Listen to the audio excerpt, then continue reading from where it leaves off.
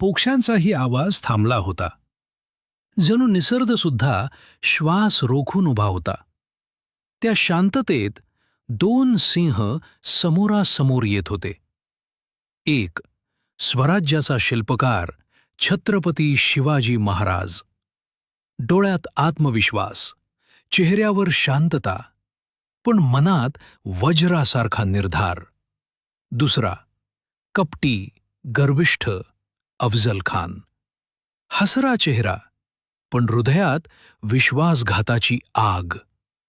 अफजल खान पुढे येत म्हणाला, शिवाजी, तुझं धाडस मान्य आहे. मुघलांची अधीनता स्वीकार. सोनं, सत्ता, वैभव सगळं देतो.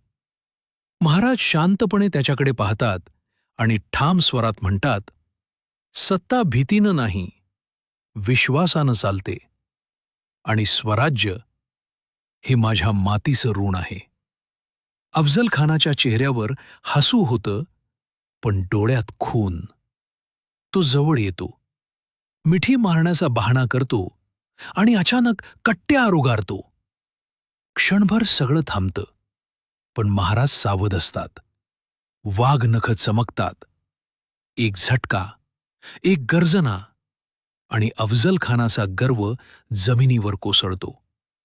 त्याचा विश्वासघात, त्याचा अहंकार, सगळं प्रतापगडाच्या मातीमध्ये मिसळून जातं. महाराज उभे राहतात, किल्ल्याकडे पाहतात आणि धीरोदात्त स्वरात म्हणतात, हा विजय तलवारीचा नाही, हा विजय स्वराज्याच्या सत्याचा आहे.